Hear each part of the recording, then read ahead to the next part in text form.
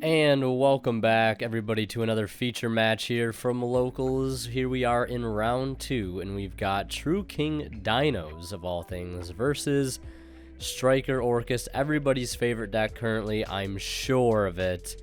But there, of course, is a lot of that deck running around right now because it's so good, and who could blame anybody for wanting to play it if you want to have competitive success. So, True King Dinos winning the dice roll. And opting to go first here, starting with that Lost World. I know it's slightly off camera there, my apologies. His mat wasn't down enough to get everything all in view, but it is all good. Lost World, summoning the Megalo Smasher X, summoning the token to his side of the field, setting one and passing over to our Orcust player. And he is going to get started with the most loyal of Armageddon Knights. And going to send probably a Harp Horror here, as you might expect, so we'll see that, and wasting no time, they're activating a Called by the Grave to quickly get that Harp Horror out of the graveyard. Now, will that be enough to end his turn? Megalo Smasher is sitting at about 2,000 attack, and all non-dinos on the field are currently down by 500 attack and defense. So, that Armageddon Knight, I believe, sitting at 900. So he certainly won't be able to beat over it. He does have that token, which will prevent him from targeting any monsters on the field that aren't tokens, I believe, or normal monsters. But nonetheless, just going to make easy work of the token and use it to turn it into his own Nightmare Phoenix, which is going to do two things: help to clear that Lost World and provide a discard outlet for that Symbol Skeleton in his hand. And then following up with even more of a clutch of a card at this point, that Foolish Burial, getting easy access to that Orcust Nightmare. And then looks like we'll see the Orcust Nightmare activating its effect here to target the Nightmare Phoenix to be able to send any Dark Machine, I believe, from his deck to his graveyard. And I could only assume it's going to be, yeah, a copy of World Wand to go ahead and retrieve that Banished Harp Horror that was not banished by its own effect, but banished by a Call by the Grave. So I'll either try and retrieve that Harp Horror or the Nightmare. Looks like it's going to be Nightmare. And now, with that being done, giving him access to the almighty Galatea. And then going to probably recycle that Harp Horror back into the deck. And go ahead and retrieve Babel here. Probably not looking for Crescendo, rather going for Babel, flipping it up immediately. And our opponent looks to have a copy of Petty Ranodon and Baby Sarasaurus in his hand, which doesn't, bode too well for a follow-up on his next turn. Unless he's able to draw something really good. But if you are the Orcust player right now, seemingly trying to go for an OTK, if you can go for it, if you've got enough resource. Using the Symbol Skeleton early here to get out the Nightmare and going for Ding. Ding will assumingly attach here the Symbol Skeleton. And what's important about this is the quick thing: you can change one of your Orcust Link monsters quickly into a non-Link monster to gain access to IP, which is really, really nice. But he'll swing in for a total of 700, because that Megalo Smasher is at a whopping 2,000. And then main phase 2, we'll see him link off into a copy of IP Masquerena, as is standard for Orcust. Does have a Nightmare and a Symbol Skeleton in graveyard with a Ding, setting, I believe, a Cosmic Cyclone. And then the standby phase, after our opponent picks up a copy of Fossil Dig for turn, which is better than nothing. But going to use Orcust Nightmare to dump a copy of Gizmek Orochi to his graveyard.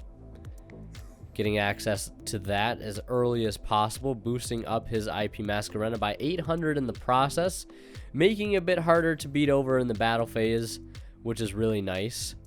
That's the one really strong thing about Orcust Nightmare, is that 800 IP that sits on your field that is pretty vulnerable to the battle phase, is not so vulnerable now that you can boost it by up to 800 by sending a card like World Wand or a card like Gizmek Orochi, putting it to 16. So a card like Oviraptor, Oviraptor I would still be able to beat over it, but not, so easily. So normally the Oviraptor, and then after some time deciding what he's going to add, opting to go for Miscellaneousaurus, which is a pretty solid card to have here. Can pretty much make all of your dinos unaffected by anything he's trying to do during the main phase, just simply by discarding it. He'll go ahead and do that. So he is protected for the turn, for the main phase, I believe. I believe it's just for the main phase. I could be wrong. or you can only pitch it during the main phase to protect for the entire turn, because I know you can't pitch during the battle phase. But regardless, going to go ahead and summon out Dracaiolo, interestingly enough. Now, we might see a Synchro here, but I doubt it. Again, only has a copy of Baby Sarasaurus and Petty Ranodon in this hand, which is not going to do too much for him, I can imagine. But going to attempt now to use the other effect of Oviraptor to destroy a Dino on the field and special summon a level 4 or lower from his graveyard. So he'll revive the Megalo Smasher, and then our Orcust player will revive something of his own using that Symbol Skeleton, bring back Ding. Now, he cannot send any of the dinos he controls because they are under the effect of Miscellaneousaurus, which will protect them by any activated effects of his opponent. So he'll opt to attach one instead, which is completely okay, because that's just going to offer even more protection for his IP in the battle phase by simply being able to detach and put that Symbol Skeleton right back into his graveyard to revive Galatea during the next turn. So just sort of a well-connected circle here for Orcust plays. Looking at a rank 4 play here, though, as you would, maybe looking at Dugares the Timeless, maybe looking at Dolka, Logia. I guess you could go for even a card like Ragna Zero right now, but that wouldn't bode too well because of the Dingirsu. But going to get that copy of Dolka on the board and going into battle phase, and that 2300 Dolka swinging over that 1600 attack IP, so only taking 7 there, and Ding, of course, will detach to protect. And that is not an activated effect, so Dolka will not be able to negate. And then thinking here in the end phase, if he wants to activate any effects, but he'll opt not to, and he'll just pass back to the Orcust player. We know he has a set Cosmic Cyclone, but that's not going to do him too good right now, so he's going to get started with Allure of Darkness. And I believe banishing a Phantasme here, that won't do him too good. No Link monsters to be summoned at this point in the game anyways. And has a Symbol and a Gizmek Engrave. And I believe it has a normal summon here, it looks like, going for Harp Horror. So it can easily put 2 other bodies on the field at this point. So both players sitting at 73. He's going to go right into the battle phase and swing for 300. Swing for 800, 17, and then go into continue here to use more effects, using Symbol to summon Galatea, which would swing for another 18, and then another 2450 from Gizmek Orochi, which I don't believe is game, but still, with that field, he has the opportunity to make a Zeroboros 100% during his opponent's next turn, and with those cards he has in hand, there's not much Yu-Gi-Oh! To be played, so he's just going to scoop it up, and we're going to head into game 2. And as we do, I want to mention a quick shout out to our sponsor over at Imperium Duelist. If you guys are interested in picking up that beautiful Millennium Shadow Ring playmat on the right there, that beautiful 2-player cloth playmat, you can pick it up on their website. Down in the description below, you can use that discount code WinnerKills10 off to save 10% off your entire order. They've got new playmat bags and deck boxes. I believe they're already out or on the way, so be looking forward to that. Don't forget to use my discount code WinnerKills10 off if you want to help support the channel. And also, if you're buying anything off of TCG Player, don't forget to use my affiliate link down in the description below as well to help support me and the channel in the process. Does not provide a discount, unfortunately, but if you want to just use that link, it requires nothing else of you other than just using the link and help support the channel, and it does help out a lot, so much appreciated. But our Sky Striker Orcust player here not getting too much done this turn. Allure and Engage into Allure and Hornet Drones into Kagari Shizuku end phase, adding Engage, and not much else to be done there. So making that Dark Ruler no more in our opponent's hand, looking pretty useless at this point. Probably was expecting a bit bigger of a board, but this is sort of the other side of the Orcust deck. Sometimes the Striker plays trying to hold you off for the next turn. So Dragonic Diagram getting played, and I know it's a bit off camera there, and I apologize that. Adding Barastos, but more importantly, destroying that copy of Baby Sarasaurus. We'll see Droll and Lockbird be activated on the resolution of the diagram. And Baby Sarasaurus activating now to special summon the Miscellaneousaurus. And then cannot add a card off Oviraptor, but going to dump that Carboneton off of the Oviraptor. Yeah, so summoning Oviraptor off of Baby Ceresaurus, and then Ceresaurus, or not Ceresaurus, I'm getting so many things mixed up. Oviraptor dumping Carbonetton off of the Oviraptor. So many plays, so many combos to be had off of this simple interaction with dinos. Just Oviraptor dumping Carbonetton for IP plays, or not IP plays, but IB plays rather. But now we'll see Barastos activate, destroying another copy of itself and a copy of the newest kaiju, the like anti-war machine kaiju.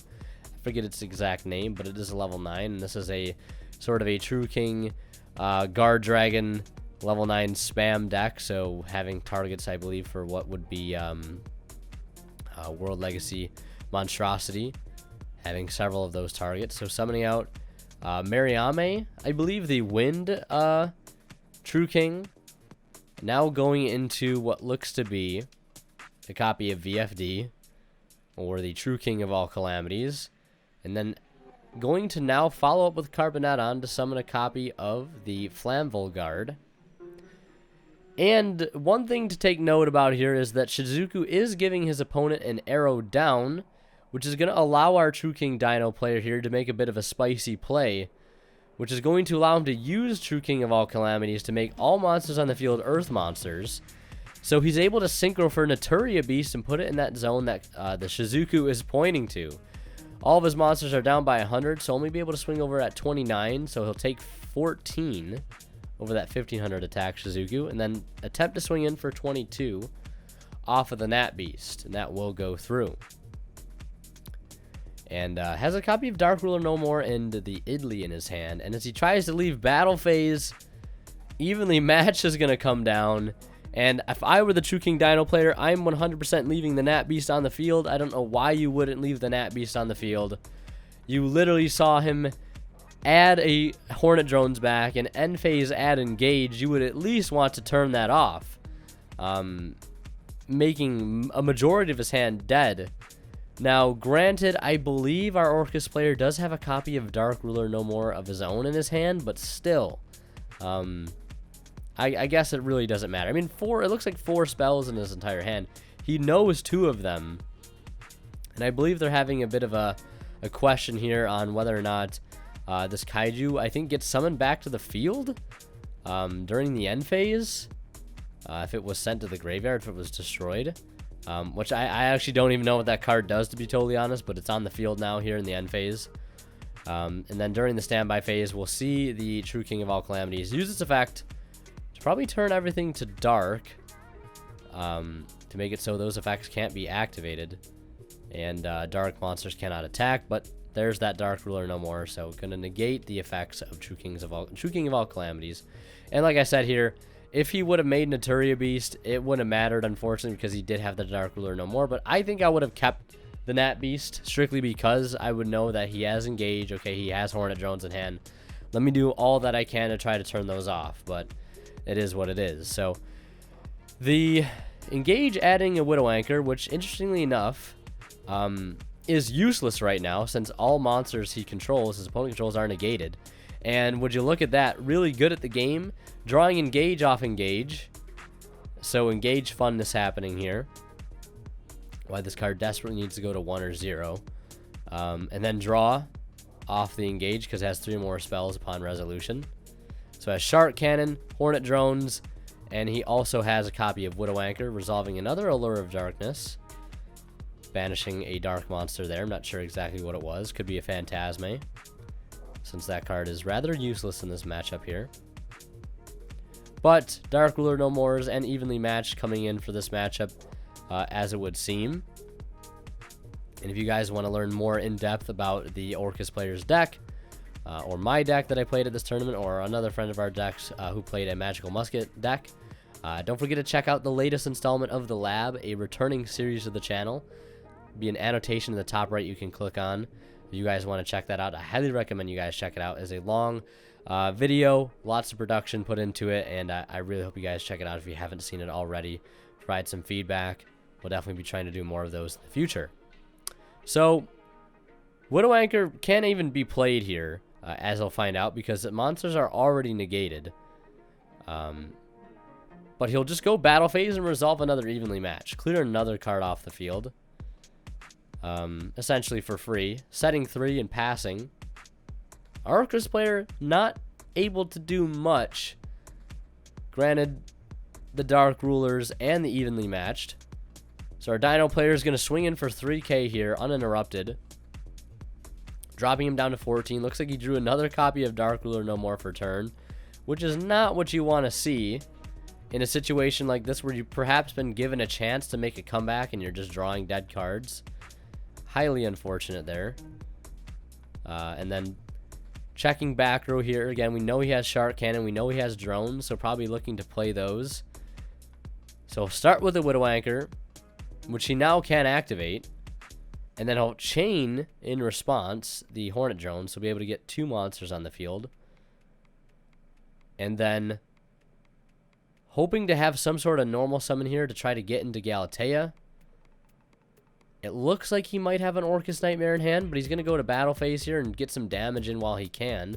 Swing in for 3k with that True King of All Calamities. Been doing damage to both players on either side of the field here, interestingly enough. So he's going to link both of those off, go into a Nightmare Phoenix, and discard the World Wand to destroy that set copy of Dark Ruler No More. And then using the World Wand he discarded to link off with that Harpoor that he was able to special summon back off that World Wand. So clutch there. And he actually banished that Harpoor off an Allure of Darkness a few turns back, so being able to draw into that World Wand and get it into the graveyard off that access through, Nightmare Phoenix. The Nightmares providing great discard outlets here.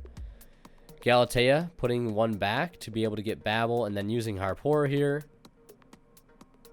to go ahead and summon out an Orcust monster from the deck, as it does, and going for Nightmare.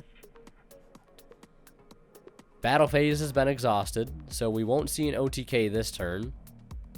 Gonna flip over that banished pile one more time on the other side. And gonna go into Dingirsu here, attaching the Harpoor.